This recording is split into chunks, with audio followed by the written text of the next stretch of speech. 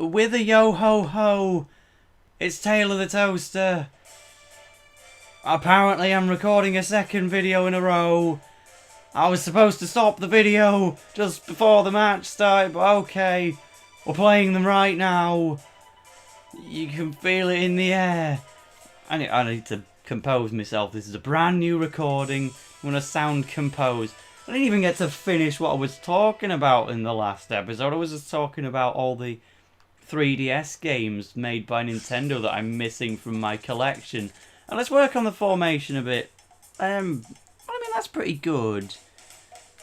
Any of these I need on? What are your moves? I'll roll with this for now.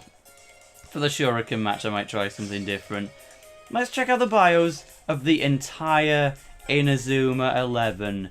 A restaurant owner, Josh Nathaniel, likes regular life and working for a regular company. We're well aware of Arthur Sweet. He's a hairdresser, which I didn't realise. An old butler, a gigantic nose, personal trainer he is. Ian Suffolk, what moves do you have? You've got Zigzag Spark. You wouldn't have thought he was the forward, but he definitely is. I like that bio. And there's also all the substitutes here who haven't had any spotlight. Look at him. Does Ryman even have this many members? Like, there's a member of the Inazuma 11 called Slot McKeans. They didn't think much about the benchies. Oh, then again, oh gosh, I've got Nathan up front right now. Was that really a good idea? Wait, I've got Archer on the field. I wasn't supposed to be putting spotlight on him. Dale, go for the Whirlwind Twister. Let's see if we can get a goal in the opening match. I did actually have a topic prepared for when I was going to face the Inazuma Veterans. I just ended up talking about my 3DS collection instead. I'm missing both of the Tetris games. I sound like I'm asking for donations now. I'm really not. I need to get Inazuma 11 go. Chrono Stone's Wildfire. I will get that soon. Okay. Anyway, don't underestimate our own coach, Mr. Hillman. We weren't going to get past a God Hand with that, unfortunately. Not unless we fired up. I should probably bring Axel forward, admittedly. But yes, my 3DS collection is not the main topic for today. Instead, I'd like to talk about how I've been recently investigating a wiki which I've just discovered called The Cutting Room Floor. It's the wiki all about beta elements of a game. It covers any game, Nintendo or not, and just goes over all the beta elements of that game. So, of course, the first thing I looked up when I went on there... Oh, that's offside. No, it isn't! Come on, Kevin! Dragon Tornado! The very first thing I looked up was Inazuma 11, of course. And it taught me a lot that I didn't know about Inazuma 11, actually. See, now I realise that the Japanese version of this game runs on a totally different engine to the dubbed version. Yeah, you should have used God Hand, mate. That wasn't enough to stop it. Nice one, Kevin. See that? Yes, we did. But obviously there is a sequel to this game. I've mentioned it more than enough times. It's Inazuma 11 2 Firestorm. And that game had been released in Japan when this game was being localised. Inazuma 11 3 might have even been out at the time. So what they did, they didn't just translate the original Japanese Inazuma 11 game and then translate it. They instead decided to take the less glitchy Inazuma 11 2 with all of its icons. I now understand why the American version of this game has different face sprites. It's because they were redone for Inazuma 2 and the American version takes them from the original Japanese game. But in actuality, this game is Japanese Inazuma 11 2 reverted back into the original game.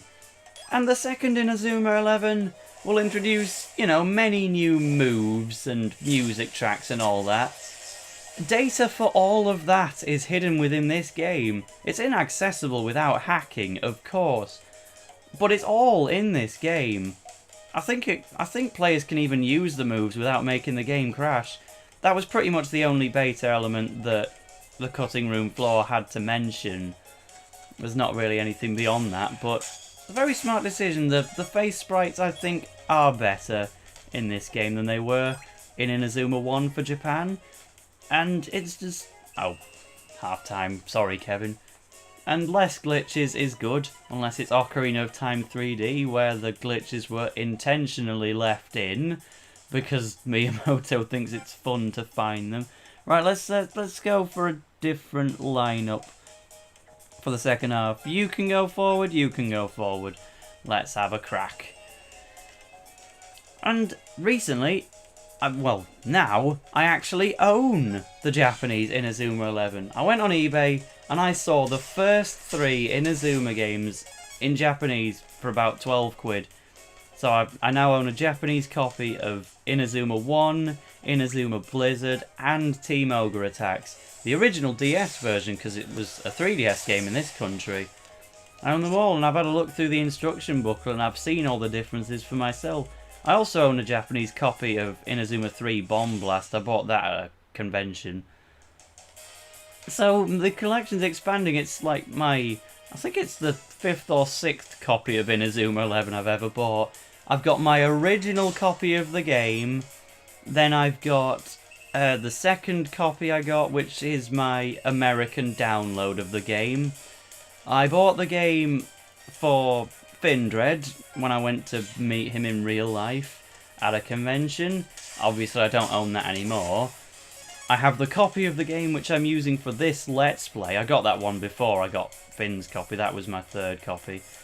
And now my 5th copy that I've ever bought is... oh, actually we can use the Inazuma Drop. Yeah, this Japanese version is my 5th copy of the original game. And counting.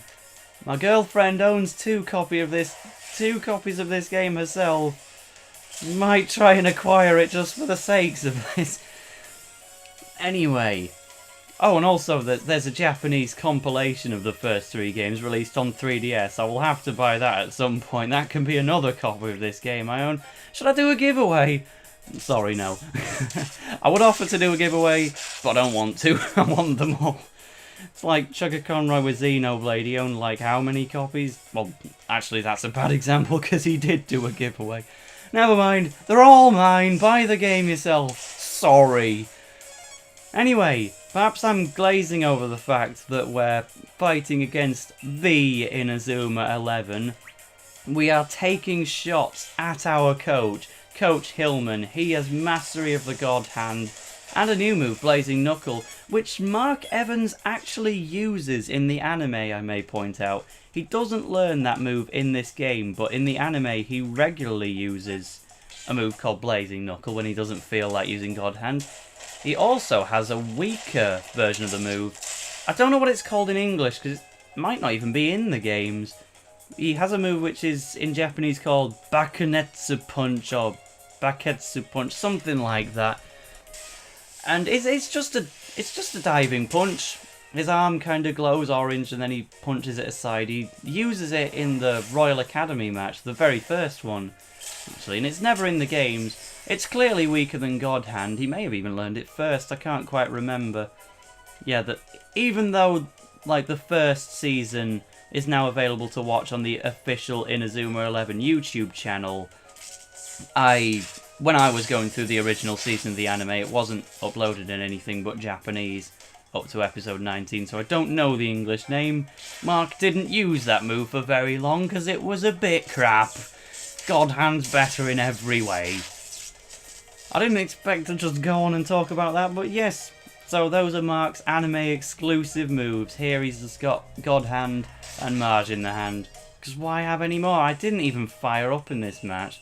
Just enjoying the music because it's so comical. Victory, a win for Ryman. You beat us. You're getting better. And that's it. 1 goal. That's kind of sweet, actually. Because these are the Inazuma 11 of old with our coach on it. We didn't cream them. We just won 1-0. That's quite nice.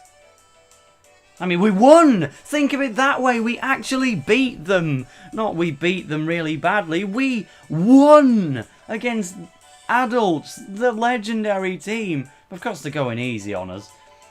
40 years ago, I'd have been able to move better. I think we need to start gradually raising the level of your training. Just like Evans used to do for us all. Okay. Yes, let's. That's enough. Well, that was... I love how everything just happens on screen. Anyway, that match didn't seem to take very long, so we'll see what this finisher is. We'll walk through him. Ready for the finisher? Yes. We've helped you come all this way. Don't mess up tomorrow's match, or else. Doing it again, eh? We're getting too old for this, you know. Shut up! He's so scared of his own shot partner. We're not gonna let up until you're ready to take him on. Act like Shuriken's just the toughest team we've ever faced. Can they really be better than Royal Academy? We've already beaten them once. We were living our dream, and after all our training, we managed to perfect the Fire Rooster. And it does belong to Nathan. Obviously it's a co-op shooting move, so you can guess who he's doing the move with. But it's Nathan's move, despite him being a defender. But don't forget, the Shuriken nicked the manual as well. They may have learned how to do it, but we learned it directly from the Inazuma 11. It's gotta be stronger. In the next episode, we're gonna go to the station and take on Shuriken. This match has been really built up. Let's go for a win.